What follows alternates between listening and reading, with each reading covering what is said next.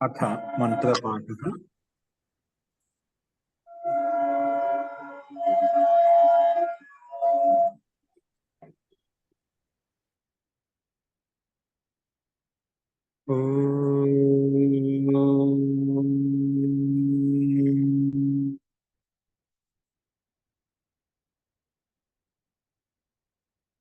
सहनावतु सहनौ भुनक्तु सह वीर्यं करवावहै तेजस्विनावधीतमस्तु मा विद्विषावहै। ओम शांति शांति शांति।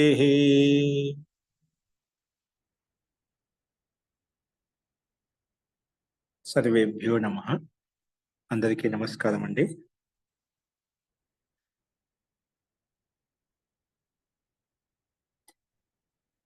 మనము 4వ అధ్యాయం నిన్న సంపన్నం చేసుకున్నాము. ఈ రోజు 5వ అధ్యాయం ప్రారంభించుకుందాము. అథ పంచమోధ్యాయః ప్రథమః పాదః. ఈ పంచమ అధ్యాయంలో ప్రథమ పాదము ఏంటో చూద్దాం. మొట్టమొదటి సూత్రం వచ్చేసి ప్రాక్రీతాచ్ఛః. ప్రాక్రీతాచ్ఛః సూత్రం కలిపితే ప్రాక్రీతాచ్ఛః అనే సూత్రం మనకు కనిపిస్తుంది. ఇక్కడ చూడండి, పద విభాగం చేస్తే గిన ప్రాక్ అవ్యయ పదం, క్రీతాత్ పంచమి విభక్తి ఏకవచనము, అలాగే ఛః ప్రథమ విభక్తి ఏకవచనము. ఈ సూత్రాన్ని ఈ రకంగా మనం 3 పదాలుగా విడగొట్టుకున్నాం అనమాట. అనువృత్తి వచ్చేసి మహా అనువృత్తి ఏవైతే తద్దితాః జ్ఞా ప్రాతిపదికాత్ ప్రత్యయః పరశ్చ, ఇవి 5వ అధ్యాయం ఎండింగ్ వరకు కంటిన్యూ నడుస్తూ ఉంటాయి. ఇవి తో సూత్రార్థం తీసుకున్నట్లయితే ఇతోగ్రే, ఇది ఇక్కడి నుంచి మొదలుకొని, ఈ సూత్రం నుంచి మొదలుకొని ఇతోగ్రే తేన క్రీతం ఇది ఏతస్మాత్ ప్రాక్. తేన క్రీతం ఒక సూత్రం ఉందన్నమాట. అంటే 5:1:36 సూత్రం వరకు. ఏంటి 36 సూత్రం వరకు ఈ పాదంలోనే. ఇతోగ్రే తేన క్రీతం ఇది ఏతస్మాత్ ప్రాక్ అంటే ఆ సూత్రానికి ముందు వరకు ఏ అర్థాహ వక్ష్యంతే, ఏ అర్థాలు చెప్పుకుంటామో, ఏ అర్థాలు అయితే వస్తాయో, తేషు అర్థేషు ఆ అర్థాల్లో ఛః ప్రత్యయో భవతి, ఆ అర్థాలు ఏమొస్తుంది, ఛః ప్రత్యయం వస్తుంది, ఛ ప్రత్యయం వస్తుంది. ఇది అధికారో వేదితవ్యః. ఈ రకంగా అధికారాన్ని మనం అర్థం చేసుకోవాలి. ఇత్యధికారో వేదితవ్యః, అధికారం వస్తుందని చెప్పి అర్థం చేసుకోవాలి. అస్తు. తో అంతవరకు ఈ క్రీతం అనే అర్థం కంటే ముందు ఏ అర్థాలు వస్తాయి ఇవన్నీ కూడా మనకు అధికార అంటే ఇక్కడి నుంచి అధికారం స్టార్ట్ అవుతుంది. కాబట్టి ఈ ఏ అర్థాలు చెప్పుకున్నామో తేషు అర్థేషు ఛ ప్రత్యయో భవతి. సో ఛ ప్రత్యయం ఈ సూత్రం విధానం చేస్తున్నాం అంటే ముఖ్యంగా. అంటే క్రీతం అంటే కొనే అర్థంలో అదేంటో కింద చూద్దాం. ఒక్కొక్క అర్థం భిన్నంగా విశిష్ట సందర్భాల్లో వస్తుంది. తో తేషు అర్థేషు ఛ ప్రత్యయో భవతి ఇత్యధికారో వేదితవ్యః. ఈ రకంగా అధికార సూత్రము వస్తుందని చెప్పి అర్థం చేసుకోవాలి. ఉదాహరణ అదే విధంగా ఇవ్వబడ్డాయి. ఇక్కడ వక్షతి ఏం చెప్పుకున్నాడు, తస్మై హితం, తత్ర ఛ ప్రత్యయో భవతి. తస్మై హితం, ఇక్కడ మనకు తస్మై హితం ఈ సూత్రార్థానుగుణంగా ప్రత్యయ విధానం చేయలేదన్నమాట. ప్రత్యయ విధానం లేదు కాబట్టి ఈ సూత్రం ప్రకారంగా అధికార సూత్రం కదా ఛ ప్రత్యయం అనేది అంతవరకు. అంటే విశేషంగా ఏ సూత్రం చెప్పకపోతే అక్కడ మనకు ఈ సూత్రం ప్రకారంగా ఛ ప్రత్యయం తెచ్చుకుంటామట. అందుకే తస్మై హితం తత్ర ఛ ప్రత్యయో భవతి. వత్సేభ్యో హితః, వత్సేభ్యో హితో వత్సీయో గోధుక్. అలాగే కరభీయో ఉష్ట్రః. ఇక్కడ వత్స ప్రాతిపదికం చేత హితార్థంలో వత్సేభ్యో హిత, వత్సానికి హితమైంది, హితార్థం చతుర్థి విభక్త. వత్సేభ్యో హితో వత్సీయో గోధుక్. అలాగే కరభీయో ఉష్ట్రః. ఇక్కడ మనకు వత్స ప్రాతిపదికం చేత మనము ఛ ప్రత్యయం తెచ్చుకుంటాము. ఛ స్థానంలో అనుబంధం లోపం చేస్తే ఛ మిగులుతుంది. ఆ ఛ స్థానంలో ఆయ నేయ నేయ ప్రకారం ఈయ ఆదేశం వస్తుంది. ఈయ ఆదేశం వచ్చిన తర్వాత వత్స ప్లస్ ఈయ, వత్స ప్లస్ ఈయ, ఈ స్థితిలో మళ్ళీ ఎస్సీయ లోపం చేసుకుంటే వత్సీయ తర్వాత సు తెచ్చుకొని ఋత్వ విసర్గం చేసుకుంటే వత్సీయ అనే రూపం మనకు సిద్ధిస్తుంది అన్నమాట. అలాగే కరబీయ కరభ ప్రాతిపదికం చేత చా ప్రత్యయం చాస్త్రం ఈ ఆదేశం తీసుకుంటే కరబీయ, తర్వాత సు తెచ్చుకుని ఋత్వ విసర్గం చేసుకుంటే కరబీయ అనే రూపం మనకు సిద్ధిస్తుంది అన్నమాట. చూడండి ఇక్కడ భాషార్థం ఏమి ఇచ్చారంటే రూపసిద్ధి మనకు సామాన్యమైనది. यहाँ से आगे तेन क्रीतम से पहले पहले जितने अर्थ కహే హే అంటే ఈ సూత్రం వరకు ముందు ఏ అర్థాలు చెప్పుకున్నామో ఆ అర్థాలు అన్నింటిలో అంటే అర్థం చెప్పుకుని అక్కడ ప్రత్యయం చెప్పలేమట. ఎక్కడ ఏ అర్థాలు చెప్పుకున్నా అక్కడ ఛా ప్రత్యయో భవతి, ఛా ప్రత్యయం వస్తుంది. ఈ ఛా ప్రత్యయం ఎంతవరకు వస్తుందంటే తేన క్రీతం అనే సూత్రం వరకు ముందు వరకు ఈ అధికారం వస్తుంది, ఛా ప్రత్యయం యొక్క అధికారం వస్తుంది. ఈ తేన క్రీతం సూత్రం దాటిన తర్వాత మళ్ళా ఈ ఛా ప్రత్యయం రాదు, అక్కడ మళ్ళీ భిన్న అధికారం స్టార్ట్ అవుతున్నాను. ఈ అధికారం 36వ సూత్రం వరకు మనకు 36వ సూత్రానికి ముందు వరకు ఈ అధికారం కనిపిస్తున్నమాట. అపవాద విషయంకో చూడక సర్వత్రా ఛాకి ప్రవృత్తి హోతీ జాయిగి అంటే ఎక్కడైతే ఇప్పుడు కింద ఉగ్వాదిభ్యో యత్ ఇక్కడ యత్ ప్రత్యయం విధానం చెప్పబడింది విశేషంగా, అక్కడ అవసరం లేదు అపవాదం అంటే ఛా ప్రత్యయానికి అపవాదం. అందుకే అపవాద ప్రత్యయాలు విశేషంగా ప్రత్యయ విధానం సూత్రంలో ఎక్కడైతే చెప్పబడిందో ఆ ప్రత్యయాన్ని వదిలిపెట్టి మిగిలిన అన్ని చోట్ల ఈ సూత్రం ప్రకారంగా ఛా ప్రత్యయం తెచ్చుకుంటాం అనమాట క్రీతార్థంలో. అస్తు క్రీతార్థం ఒకటి చెప్పుకుని అలాగే భిన్న భిన్న అర్థాల్లో ఛా ప్రత్యయం వస్తుంది అన్నమాట. ఇక్కడ విశేషంగా చెప్పారు చూడండి. యహాబి అర్థకి అపేక్షాసే క్రీతాత్ నిర్దేశే అర్థం యొక్క అపేక్షానుగుణంగా క్రీతాత్ అనే అర్థం తీసుకున్న సూత్రంలో క్రీతాత్ పంచమి భక్తి ఉంది కదా ఇక్కడ క్రీతాత్ తో శబ్దకి అపేక్షాసే నహి ఇక్కడ యహా బి అర్థకి అపేక్షాసి క్రీత అంటే అర్థం దృష్టిలో పెట్టుకొని మనం చెప్పుకున్నాం క్రీతాత్ అనేది శబ్ద దృష్టిలో పెట్టుకోలేమాట. శబ్దాన్ని మామూలుగా వ్యాకరణం శబ్దాన్ని బోధిస్తుంది కదా, అందుకే ముందుగా స్పష్టం చేశారు ఇక్కడ. ఇక్కడ యహాబి అర్థకి ముందు ఏ విధంగా అర్థాపేక్షాపూర్వకంగా మనము పంచమి అని చెప్పుకున్నాం, ఇక్కడ కూడా అదే విధంగా తీసుకోవాలి. క్రీతాత్ యహాబి అర్థకి అపేక్షాసి క్రీతాత్ నిర్దేశే అర్థకి అపేక్షాపూర్వకం క్రీతాత్ శబ్దం మనం తీసుకోవాలి. ఎందుకంటే శబ్దకి అపేక్షాసే నై కేవలం శబ్ద దృష్టిలో క్రీత శబ్దం తీసుకోవాలి, శబ్దం యొక్క అర్థం తీసుకుంటున్నాం అన్నమాట. అత క్రీత అర్థకే ఆరంభ హోనేసే పూర్వపురు అంటే క్రీత అనే క్రీత శబ్దానికి అయితే అర్థం ఉందో ఆ అర్థం ప్రారంభించడానికి ముందు సూత్రం వరకు ఛాక అధికార జాయగా అధికారం అధికార సూత్రం ఛా ప్రత్యయం వస్తుంది. యద్యపి క్రీతార్థక నిర్దేశం 5:1:36లో చేయబడిన మాట తేన క్రితం ప్రకారంగా ఆసం చెప్పుకున్నాం. విధానం చేసినప్పటికి కూడా విశేషంగా విధానం కర్మ చేసే ఛా ప్రత్యేక అధికార్ 5:1:17 తక్ హీ జాయేగి అక్కడ విశేషంగా క్రీత ఛా ప్రత్యేక అధికారం ఉంది కాబట్టి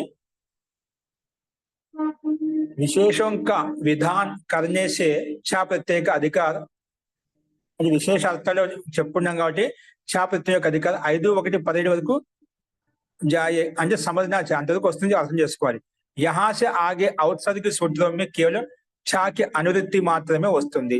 यहाँ से आगे औत्सर्ग सूत्रों में केवल ఛా की अनुवृत्ति तथा अन्यत्र प्राकृतात् की अनुवृत्ति दिखाई जाएगी ऐसा जाने.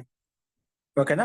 అంటే ఒక రకంగా చూస్తే మనకు మిగిలిన ప్రత్యయాలు కూడా విశేషంగా చెప్పబడ్డాయి కాబట్టి ఇక్కడ చెప్పుకున్న यद्यपि क्रीतार्थमे निर्देश किया है तथापि प्राग्वतेष्ठै से क्रीतादि अर्थों में प्रत्यय विशेषों का विधान करने से ఛా ప్రత్యయం యొక్క అధికారం అంటే విశేష ప్రత్యయాలు విధానం చేయబడ్డాయి కాబట్టి ఇక్కడ మామూలుగా 36 వరకు ఉంది తేన క్రితం వరకు ఉన్నప్పటికీ కూడా విశేష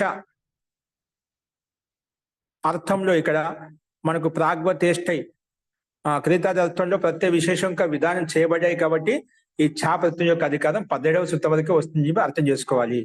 ఉన్నప్పటికీ కూడా విశేషంగా 17వ సూత్రం వరకే వస్తుంది ఈ అనువృత్తి అని చెప్పి మనం తీసుకోవాలి. यहाँ से आगे औत्सर्ग सूत्रों में केवल ఛా की अनुवृत्ति ही तथा अन्यत्र प्राकृतात् की अनुवृत्ति दिखाई जाएगी. ఓకేనా? तो అక్కడ అన్ని చోట్ల వేరే చోట్ల మాత్రం ఛా ప్రత్యేక అనువృత్తి ప్రాకృతాత్ కి ముందు వరకే అర్థం చేసుకోవాలని చెప్పి ఆ సంకేత విశేష సూచన మనకు సందర్భాన్ని బట్టి చెప్పబడింది అనమాట. అదేంటో మీకు ప్రకరణాన్ని కూడా ముందుకు వెళ్ళే కొద్దీ స్పష్టమవుతుంది. అదేంటో చూద్దాం. అస్తు ఇందులో ఎవరికైనా ఏమైనా సందేహం చెప్పండి.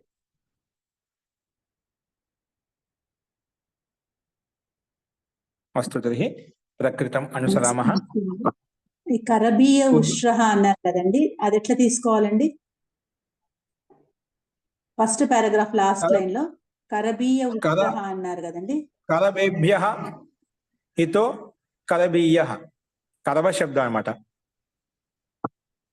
వత్సేభ్యో హితో చతుర్థిలో అని పెట్టుకోవాలా?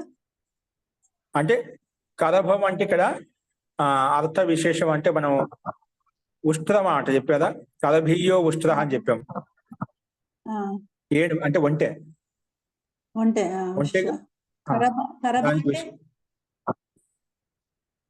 కరబ అంటే ఏంటండి? కరబ అనే ఆ ఏనుగు అంటే ఒంటె వాచకం విశేషంగా వచ్చినమాట. అదే అర్థాన్ని బోధిస్తుంది. విశేషమైన అర్థం అంటూ ప్రత్యయం ఎట్లా పెట్టుకోండి? కరబా చ అని పెట్టుకోవాలా? కరబా ఛాస్తాను ఈ ఆదేశం. మత్స్య ఎలా చెప్పుకున్నాం అలాగే కూడా కరభ ప్రాతిపదికము ఛా ప్రత్యయం ఛాస్తాను ఈ పెట్టుకుంటాం. కరబ ఈయ ఓకే. కరబేయ అవుతుంది. నేను విగ్రహవాక్యం వత్సేభ్యో హితో వత్సీయ ఎలా చెప్పుకున్నా విగ్రహవాక్యం కరబేభ్యో కాదు, కరభీయ అనే వస్తుంది మనకు సంస్థ పదం. కరబేయ కాదండి, కరభీయ ఉష్ట్ర కరభీయ శబ్దం తయారు చేయాలి మనం. ఓకేనా? కరభా ప్లస్ ఆదేశం చేసుకుంటాం. బకారంలో ఉన్నటువంటి అంతిమ అక్షరానికి ఎస్ఏది సులోపం చేసుకుని మనం కరభీయ అలా వస్తుంది. తర్వాత సూ తెచ్చుకొని ఋతు విసర్గం చేసుకుంటాం. అస్తు. చూడండి, ఉగవాదిభ్యో యత్ ఏంటి? ఉగవాదిభ్యో యత్. ఉగవాదిభ్య పంచమే విభక్తి బహువచనం, యత్ ప్రథమ విభక్తి ఏకవచనం. సమాసం వచ్చేసి గౌరాదిరి ఏషాం తే గౌ గవాదయ. గౌ ఆది ఏషాం తే గవాదయ అంటే గౌవాది శబ్దం ఆదిలో ఉన్నాయో, ఆదిలో ఉన్న ఏ శబ్దాలకైతే దాన్ని గౌరాది అంటాం. గవాదయ అంటే ఉగవాదిభ్యలో ఆ ముందు గవాది శబ్దం తీసుకున్నాడు. గౌ ఆది ఏషాం తే గవాదయ. ఇప్పుడు మనం ఊతో కలిపి చెప్పుకుంటున్నాం. ఉశ్చ గవాదయశ్చ. ఊ విశేషంగా తీసుకున్నాం ఇక్కడ. ఉశ్చ గవాదిశ్చ ఏంటి? ఉశ్చ సూత్రాన్ని విడగొట్టుకుని చూడండి. ముందు ఊ అనే పదాన్ని పక్క తీసుకున్నాడు. ఉశ్చ గవాదిశ్చ ఈ రెండు కలిపితే ఉగవాదయ అలా వచ్చినమాట. ఉగవాదయ తేభ్య ఉగవాదిభ్య. ఇది బహురీ గర్భ ఇతరేతర యోగ ద్వంద్వ సమాసం. అస్తు. అనువృత్తి వచ్చేసి పైనుంచి ఏమొస్తుంది? ప్రాక్ సూత్ర ప్రాక్ క్రితాచ ఉంది కదా, ప్రాక్ ఆ పదానికి అనువృత్తి వస్తుంది ఇక్కడ. క్రీతాత్ తద్దితాః న్యా ప్రాతిపదికాత్ ప్రత్యయః పదశ్చ. ఇవన్నీ అనువృత్తి వస్తున్నాయి. అర్థః ఉవర్ణాంతాత్.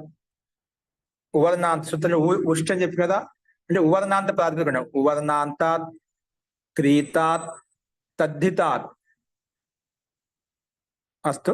సూత్రార్థం గమనించండి. ముందుగా ఉవర్ణాంతాత్ గవాదిభ్యశ్చ ప్రాతిపదికేభ్యో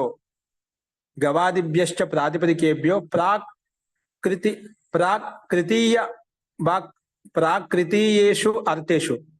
ప్రాకృతీయేషు అర్థేషు యత్ ప్రత్యయో భవతి.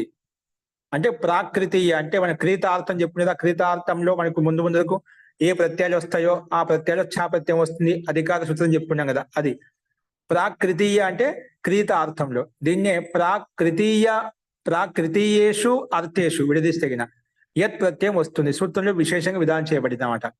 అంటే ఉగ్వాది గణంలో ఉండేటువంటి ప్రాతిపదికాలు ఏవైతే ఉన్నాయో అవి ఎలా ఉండాలంట? ఉవర్ణాంత ప్రాతిపదిక ఉండాలి, లేదా గవాది గణంలో ఉన్నటువంటి ప్రాతిపదికాలు ఉన్నాయి. ఉవర్ణాంత ప్రాతిపదికము లేదా గవాది గణంలో ఉన్నటువంటి ప్రాతిపదికం. ఆ ప్రాతిపదికముల చేత తృతీయేషు అర్థేషు యత్ ప్రత్యయం వస్తుంది. తో ముందుగా ఉవర్ణాంత ప్రాతిపదిక ఉదాహరణలు. శంకు శబ్దం, శంకు ప్రాతిపదిక ఉవర్ణాంతం అంటే ఉకారం అంతిమంలో అంటే ఉవర్ణాంతం అంటాం. శంకు ఉవర్ణాంతం, దారు ఉవర్ణాంతం. ఓకేనా? ఇవన్నీ ఉవర్ణాంత ప్రాతిపదికలు కాబట్టి శంకవే హితం శంకవ్యం, అలాగే దారవే హితం దారవ్యం. శంకవ్యం దారు శబ్దానికి విశేషం. శంకు అంటే దాదుకు విశేషణంగా వచ్చింది. అలాగే పిచవ్య పిచు శబ్దం, పిచవే హితం పిచవ్య కార్పాస. అలాగే కమండలు ప్రాతిపదికం, కమండలవ్యా మృత్తిక, కమండలవే హితం కమండలవ్యా మృత్తిక అంటే కమండలకు తయారు హితమైనటువంటి మృత్తి మన్ను అయితే ఉందని కమండలవ్యా అని చెప్పుకుంటామట. ఇవి ఉవర్ణాంత ప్రాతిపదికానికి ఉదాహరణలు. ఏంటివి?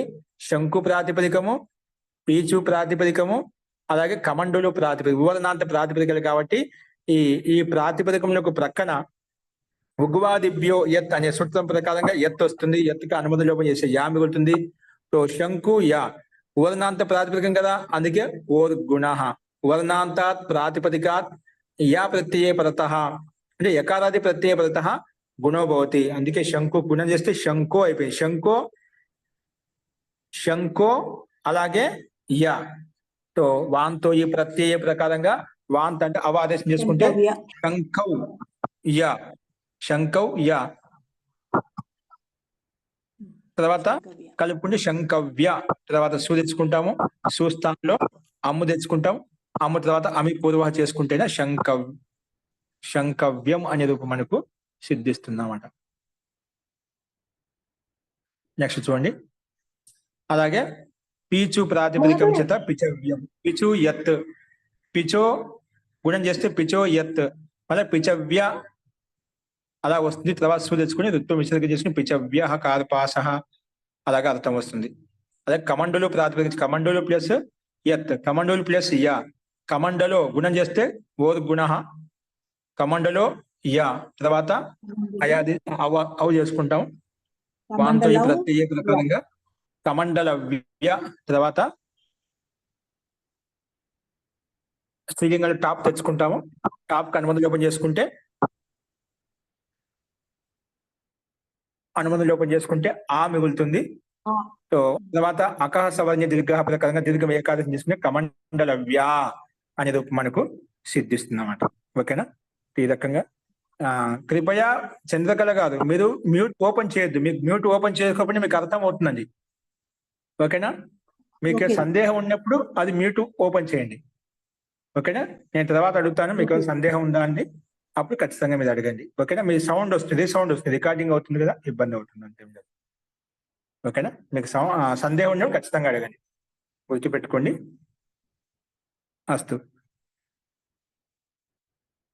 అలాగే కమండలవ్య మృతిక స్త్రీలింగం టాప్ తెచ్చుకుంటాం. టాప్ తెచ్చుకుని కమండలవ్య అలా వస్తుంది. తర్వాత సు తెచ్చుకుంటాము. నియమం ప్రకారంగా సు తెచ్చుకున్న తర్వాత వెంటనే హల్ యాభ్యో దీర్ఘ శృతిస్య వృక్తం హల్ ప్రకారంగా ఆవంతాద్ ఉత్తరస్య సు ఇత్యస్య లోపో భవతి. లోపం చేసుకుంటే కమండలవ్య అలాగా ఉంటుంది అన్నమాట. మృత్తిక కమండలవ్యం అంటే మిట్టికి యోగ్యమైనటువంటి మృత్తిక, మిట్టితో అంటే కమండలయుక్తమైనటువంటి మృత్తిక, కమండలానికి ఉపయుక్తకరమైనటువంటిది ఆ మన్ను. మృత్తిక అంటే మన్ను, దాన్ని తయారు చేస్తుంటాం కదా, అదనమాట. అస్తు. గవాది గణంలో ఉండేటువంటి ప్రాతిపదికాలు, అందులో మొట్టమొదటి గో శబ్దం తీసుకున్నాం, ఒకటి హవిష్ శబ్దం తీసుకున్నాం. గవే హితం ఆవుకు హితకరమైనది ఏదైతే ఉందని గవ్యం అంటాం. ఇది గవ్యం అంటే ఆవుకు హితకరమైనదని గవ్యం అంటాం. గోభ్య హితం గవ్యం. ఓకేనా? సో గౌ ప్లస్ యత్, ఇక డైరెక్ట్ గా మనకు ప్రకృతి సూత్రంలో గౌ ప్రాతిపదిక ఎత్ ప్రత్యయం వచ్చింది. ఇక్కడ మనకు డైరెక్ట్ గా ఎత్తు ఉంది కాబట్టి మనం వెంటనే ఏ చోయ వాంతో ఈ ప్రత్యయ ప్రకారంగా అవాదం చేసుకుంటాం. అప్పుడు గవ్ అయిపోతుంది. గౌ ప్లస్ య కలిపితే గవ్య. తర్వాత సు తెచ్చుకొని సుస్థానంలో అమ్ము అతం ప్రకారంగా అమ్ము స్థానంలో అమి పూర్వ ప్రకారం కలుపుకుంటే గవ్యం అనే రూపం మనకు సిద్ధిస్తున్నమాట. నెక్స్ట్ అవిష్యం, అవిష్ ప్రాతిపదికం చేత యత్, అవిష్య ప్లస్ యత్ కలిపితే అవిష్య. తర్వాత సుస్థానంలో అమ్ము అమి పూర్వ అవిష్యం అనే రూపం మనకు సిద్ధిస్తున్నమాట. అవిషహితం అవిష్యం. ఓకేనా? అది ఏది ఉపయుక్తకరంగా ఉందో హితకరంగా ఉందని హవిష్యం అని కూడా పిలుచుకుంటాము. ఈ రకంగా మనం క్రీత अर्थ से पहले जितने अर्थ कहे हैं उन सब अर्थों में यत् प्रत्यय होता है. ఏవైతే అర్థాలు చెప్పినా అవన్నీ అర్థాలు చెప్పబడినట్టు అక్కడ యత్ ప్రత్యయం తెచ్చుకుంటాం. చాక అపవాదం ఏ సూత్రం, ఛా ప్రత్యయానికి అపవాదం ఈ సూత్రం అనమాట. అలాగే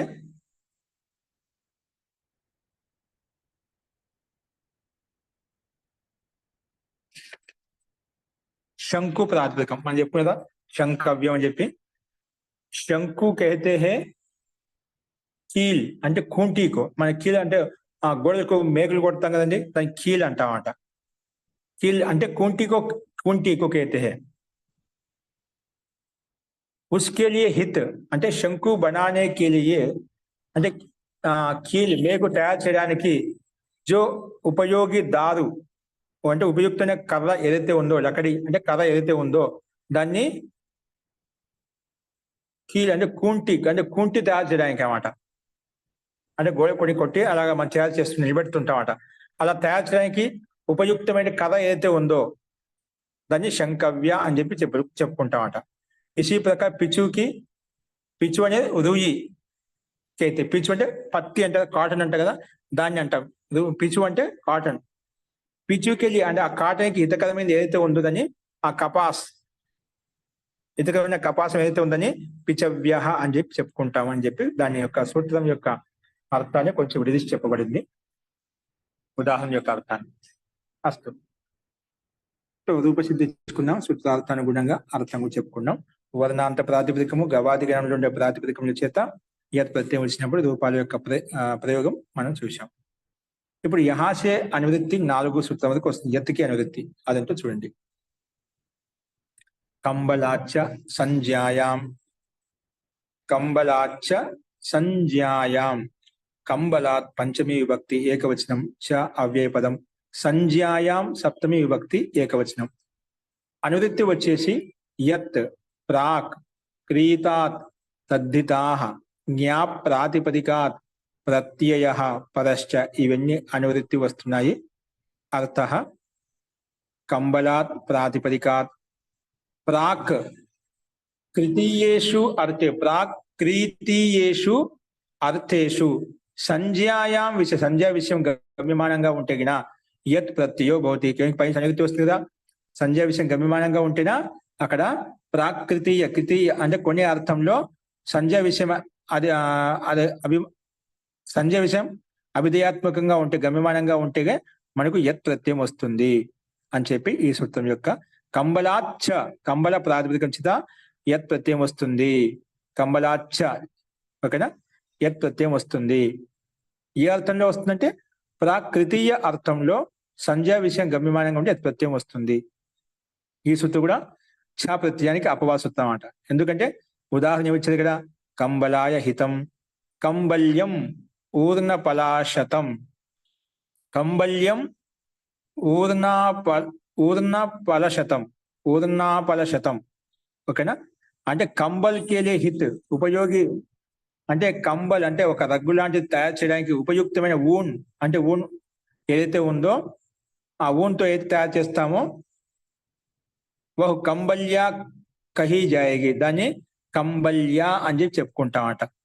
అంటే ఉపయుక్తమైన కంబల్ తయారు చేయడానికి ఉపయుక్తమైన ఊన్ ఏదైతే ఉందని కంబల్యా అని చెప్పి చెప్పుకుంటామట. కంబల్యా అంటే కంబలి కోసం అంటే తయారు చేయడం కోసం ఉపయుక్తమైన ఏదైతే ఉందని కంబల్యా అనే నామంతో పేరుతో వాచకంతో చెప్పుకుంటామట. పరంతు संज्ञा का निर्देश होने से सौ पल परिमाण वाली ऊन की कंबलिया कहती है. ఇంకోటి కానీ సంజ్ఞాక నిర్దేశం అనేసి ఇక్కడ సంజ్ఞా అర్థం గమ్యమానంగా ఉండాలని చెప్పాం కాబట్టి ఆ నిర్దేశ కారణం చేత సౌ పల్ పరిమాణ వాలి ఊను అంటే 100 పలంతో అంటే పరిమాణంతో యుక్తమైన ఊను ఏదైతే ఉందని కంబల్య అంటాం. ఇంత ఊను ఉంటే ఇంత పరిమాణంతో యుక్తమంటే ఇది ఒక కంబలి తయారు చేయడానికి ఉపయుక్తంగా ఉంటుంది. అది ఒక పరిమాణ విశేషం అన్నమాట. ఆ పరిమాణ విశేషార్థంలో ఇక్కడ కింద ఒక టిప్పణి సంజ్ఞాక నిర్దేశం ఉండాలి కాబట్టి మనకు కంబల్య సంజ్ఞార్థంలో ఉంది. కంబల్య అనేది ఏ అర్థం చేసుకోవాలి, 100 పదములు అంటే 100 పరిమాణంతో అంటే ఒక మాపనం అన్నమాట. ఆ పరిమాణంతో యుక్తమైన ఊను ఏదైతే ఉందని కంబల్య అని చెప్పి పిలుచుకుంటాము. అది ఇక్కడ సంకేతించబడింది. సో రూపసిద్ధి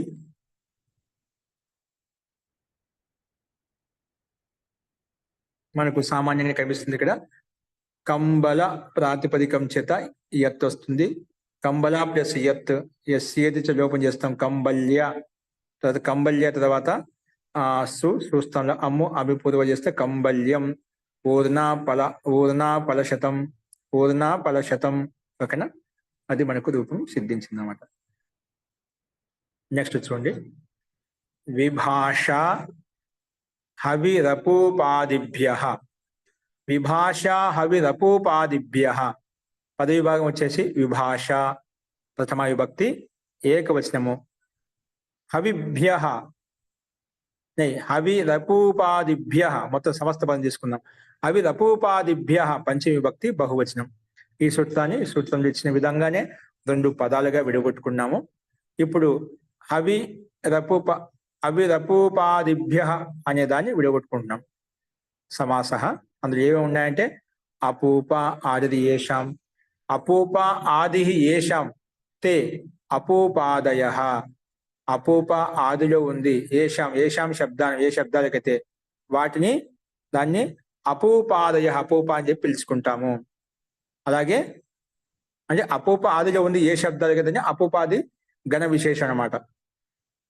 హవిశ్చ అలాగే హవి శబ్దము, హవిశ్చ అపూపాదయశ్చ అంటే అపూపాది గణంలో ఉండే శబ్దాలు ఏవైతే ఉన్నాయో ఆ రెండు కలిపితే హవిశ్చ అపూపాదయశ్చ రెండుటికి కలిపితే అవుతుంది హవిరపూపాదయః.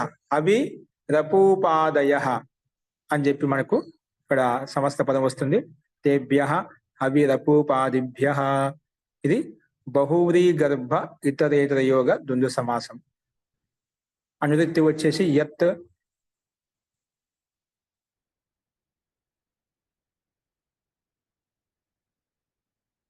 అలాగే ప్రాక్రీతాత్, తద్దితాః,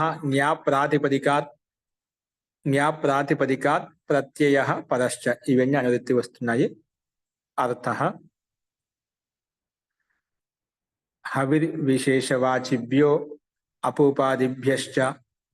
హవి అంటే హవిస్ విశేషవాచి, భ్యః అపూపాదిభ్యశ్చ హవిస్ విశేషవాచితో యుక్తమైనటువంటి అపూపాది గణంలో ఉండే ప్రాతిపదికలు ఏవైతే ఉన్నాయో హవిస్ విశేషవాచిభ్యో అపూపాదిభ్యశ్చ ప్రాతిపదికేభ్యః అంటే హవిస్ విశేషయుక్తమైనటువంటి అపూపాది గణంలో ఉన్నటువంటి ప్రాతిపదికలు ఏవైతే ఉన్నాయో ఆ ప్రాతిపదికముల చేత ప్రాకృతీయేషు అర్థేషు, ప్రాక్రీత అర్థంలో అంటే క్రీతా పూర్వం ముందు వరకు క్రీత అర్థంలో ప్రాకృతీయేషు అర్థేషు విభాష అంటే వికల్పంగా యత్ ప్రత్యయో భవతి, యత్ ప్రత్యయం వస్తుంది. విభాష యత్ ప్రత్యయో భవతి, యత్ ప్రత్యయం వస్తుంది అని చెప్పి ఈ సూత్రం యొక్క అర్థం ప్రస్తావించుకున్నాం. ఉదాహరణ అదేవిధంగా ఇవ్వబడ్డాయి ఇక్కడ ఉదాహరణలు. ఆమిక్ష్యం దధి, ఆమిక్షీయం దధి రెండు వచ్చాడ. ఆమిక్ష్యం దధి, ఆమిక్షీయం దధి. అలాగే పురోడాశ్యాః తండులాః, పురోడాశీయాః, పురోడాశాః తండులాః, అలాగే పురోడాశీయాః. అలాగే అపూపాదిభ్యః అపూప్యం లేదా అపూపీయం, తండుల్యం తండులీయం. ఈ రకంగా మనకు ఎందుకంటే విభాష అని చెప్పుకునేదా వికల్పంగా యత్ ప్రత్యయం వస్తుంది. ఒక పక్షంలో ఎత్తు వచ్చినప్పుడు మనకు ఆమిక్ష్యం దది వచ్చిందన్నమాట. ఎప్పుడైతే యత్ ప్రత్యయం రాదో ఆ పక్షంలో సామాన్యంగా మనకు ప్రాక్రీతాచ్ఛ సూత్రం కదా, ఆ సూత్రానుగుణంగా ఛా ప్రత్యయం వస్తుంది. ఛా ప్రత్యయం వచ్చినప్పుడు ఛాస్త్రం ఈయ ఆదేశం వస్తుంది. కాబట్టి ఇక్కడ ఆమి క్షీయం, క్షి దీర్ఘం వచ్చింది, ఆమి క్షీయం అనే రూపం తయారైంది అన్నమాట ఎప్పుడు ఛా ప్రత్యయం తీసుకున్నప్పుడు. అలాగే పురోడాశ్య శబ్దం తయారైంది. పురోడాశ్య యత్ ప్రత్యయం వచ్చినప్పుడు పురోడాశ్యాః తండులాః. ఎప్పుడైతే ఛా ప్రత్యయం తెచ్చుకుంటామో పురోడాశీయాః అలా వస్తుంది. ఇవి మనము అవిశ్వాచి శబ్దానికి ఉదాహరణ చూసాం. ఇప్పుడు అపూపాది గణంలో ఉండేటువంటి శబ్దాలకు ఉదాహరణ చూసినట్లయితే అపూప ప్రాతిపదికం చేత ఎత్తు తెచ్చుకుంటే ఆపూప్యం, ఛా ప్రత్యయం తెచ్చుకుంటే అపూపీయం. అలాగే తండుల ప్రాతిపదికం చేత ఎత్తు తెచ్చుకుంటే తండుల్యం. అదేవిధంగా మనం ఛా ప్రత్యయం తెచ్చుకుంటే ఛాస్త్రం ఈయ ఆదేశం వస్తుంది కాబట్టి తండులీయం అనే రూపాలు మనకు సిద్ధిస్తాయి అన్నమాట.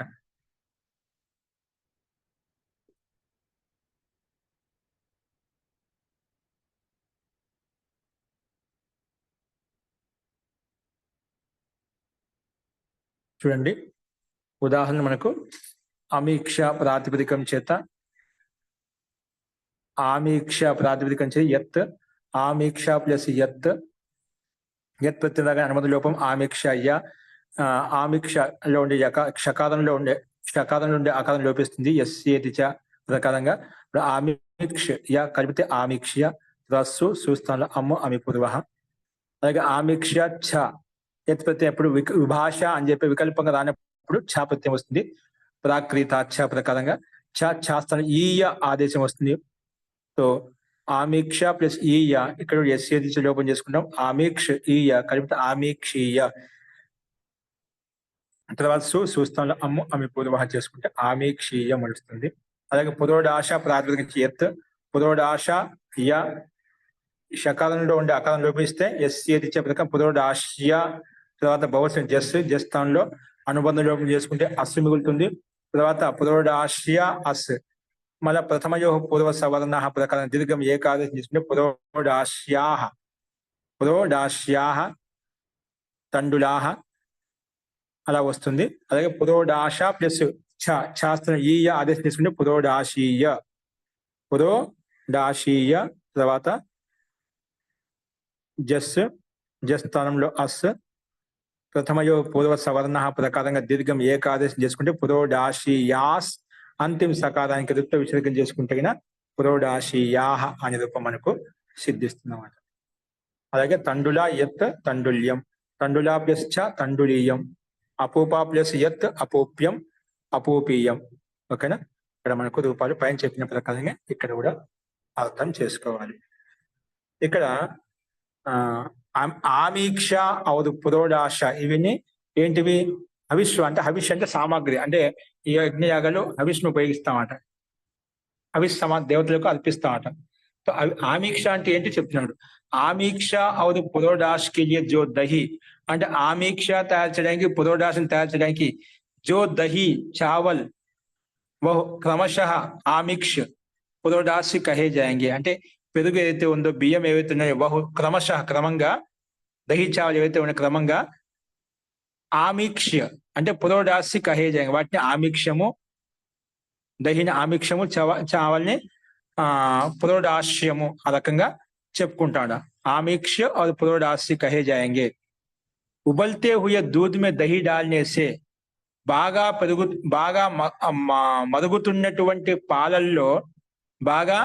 మరుగుతున్నటువంటి పాలల్లో दही डालने से दूध का जो घना भाग अलग हो जाता है उसे कहते हैं ఆమీక్ష. మనం బాగా పాలు పొంగుతూ ఉన్నప్పుడు, బాగా మరుగుతూ ఉన్నప్పుడు మనం దాంట్లో పెరుగు వేస్తే లేదంటే పులుపు ఏదైనా వేస్తే ఆ పాలు విరిగిపోయి దాంట్లో నీళ్ళన్నీ ఒకవైపు వస్తే దాంట్లో ఉండేటువంటి గాఢ భాగం అయితే ఉందో అదంతా ఒకవైపు వచ్చేస్తుంది. దాన్ని పన్నీర్ అని చెప్పి కూడా అంటాం, పన్నీర్ని ఉపయోగిస్తుంటాం. అలాగా ఉబల్తే హుయే దూద్ మే దహి డాల్నే సే బన్నే ఆ దూద్ కా జో ఘనా భాగం, ముఖ్యమైన ఘన భాగం అయితే వేరవుతుందో ఆ వేరనే భాగాన్ని ఆమీక్ష అంటాం. పన్నీర్ ఏదైతే ఉందో దాన్ని ఆమీక్ష అంటాం. ఆమీక్ష उसे बनाने के लिए जो उचित परिमाण वाली दही होता है అంటే ఆ ఆమీక్షను తయారు చేయడానికి మనం ఎంత మాత్రంలో ఏ దహిని అయితే ఉపయోగిస్తామో ఆ పరిమాణం అంట. దహి అంటే పెరుగు ఎంత వేస్తామండి తోడు పెట్టడానికి, దాంట్లో ఎదగొట్టడానికి కొంచెం వేసినా చాలు, మొత్తం ఎదిగిపోతున్నాం అంట. అందుకే ఆ ఏ కొంచెం అయితే వేస్తామో ఆ ఉచిత పరిమాణం ఏదైతే ఉందో, ఎక్కువ వేస్తే మన పులుపుగా మారిపోతే కొంచెం అది భిన్నంగా మారిపోతున్నాం అంట. అంటే ఎంత పరిమాణ ఆమీక్ష ఏం చెప్పినాం ఇక్కడ, ఉసే బనానికి దాని ఆమీక్ష తయారు చేయడానికి ఎంత ఉచిత మాత్రంలో, ఉచిత పరిమాణంలో ఏ పెరుగు తీసుకుంటున్నామో ఆ పెరుగుని ఇక్కడ ఆమీక్ష అని చెప్పుకున్నాము. ఆ పరిమాణం దాన్ని ఆమీక్ష అని చెప్పుకున్నామట. ఆమీక్ష और पुरोडास की हवि यज्ञ में दी जाती. ఈ ఆమీక్ష అనేది పెరుగుతో ఉత్పన్నమైంది, అంటే పన్నీర్ లాంటిది ఏదైతే ఉందో. అలాగే పురోడాస్ బియ్యంతో చావల్తో తయారు చేసిన దాని పురోడాస్ ఏదైతే ఉందో హవి యజ్ఞమే దీ జాతి అంటే హవిస్ యజ్ఞంలో ఇవ్వబడుతుంది, హవి యజ్ఞమే ఇవ్వబడుతుంది అన్నమాట. అతః యహ్ కవి విశేషవాచి శబ్దే. అతః యహ్ హవి ఏంటి ఇదందరి ఈ హవి శబ్దం ఏంది, విశేషవాచి శబ్దము, విశేష సందర్భం చెప్పబడింది అని చెప్పి ఈ సూత్రం మనం చెప్పుకున్నాం. కాబట్టి హవి అనేది విశేషవాచి శబ్దం అన్నమాట. అస్తు. నెక్స్ట్ చూడండి, తస్మై హితం. తస్మై పంచమీ విభక్తి ఏకవచనం, హితం ప్రథమా విభక్తి ఏకవచనం. అనువృత్తి వచ్చేసి తద్దితాః జ్ఞా ప్రాతిపదికాత్ ప్రత్యయః పరశ్చ.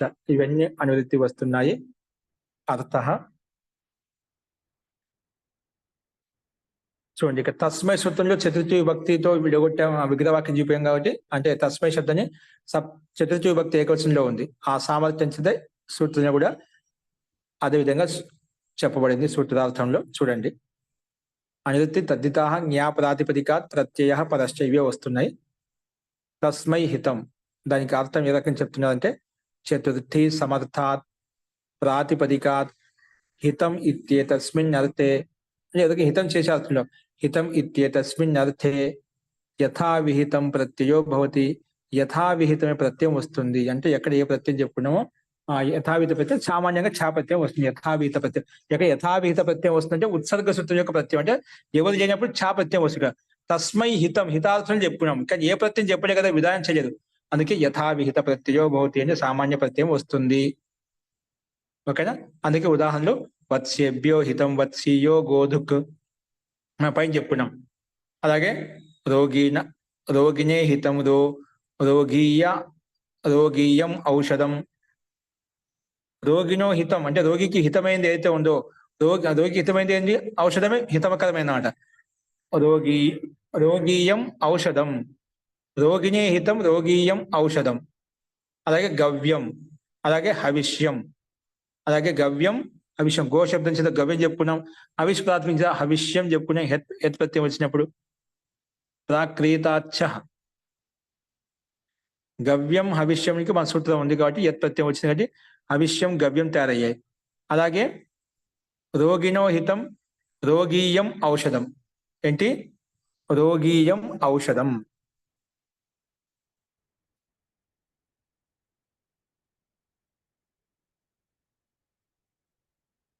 ఓకేనా.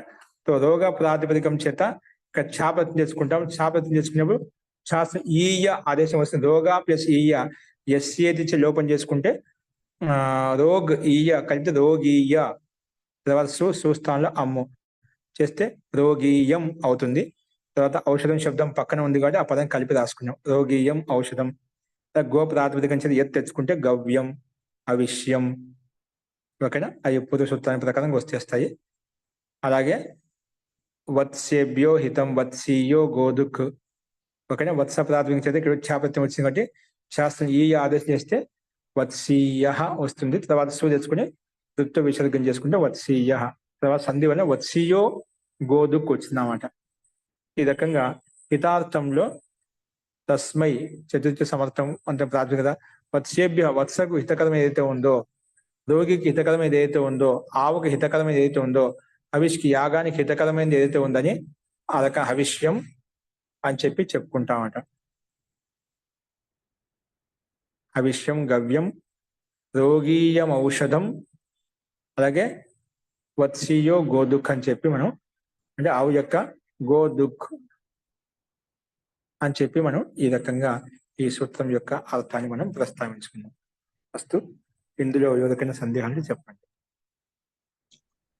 వత్సీయం అంటే ఆవా మాదే దూడ, వత్సః దూడ, వత్సీయ. ఓకేనా. ఓకే మరి.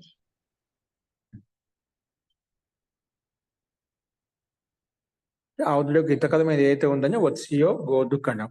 ఆవులకు ఏమి ఇష్టం, గోదుక్ అంటే ఆవు యొక్క పాలే దానికి సంబంధించి హితకరంగా ఉంటాయి, ఉపయుక్తంగా ఉంటాయి అన్నమాట. ఈ రకంగా 5వ సూత్రాన్ని మనం వరకు చెప్పుకున్నాము. నెక్స్ట్ మిగిలిన సూత్రాలు ఏవైతే ఉన్నాయో అవి మనం రేపు ప్రస్తావించుకున్నామండి. అస్తు, శాంతి పాఠః.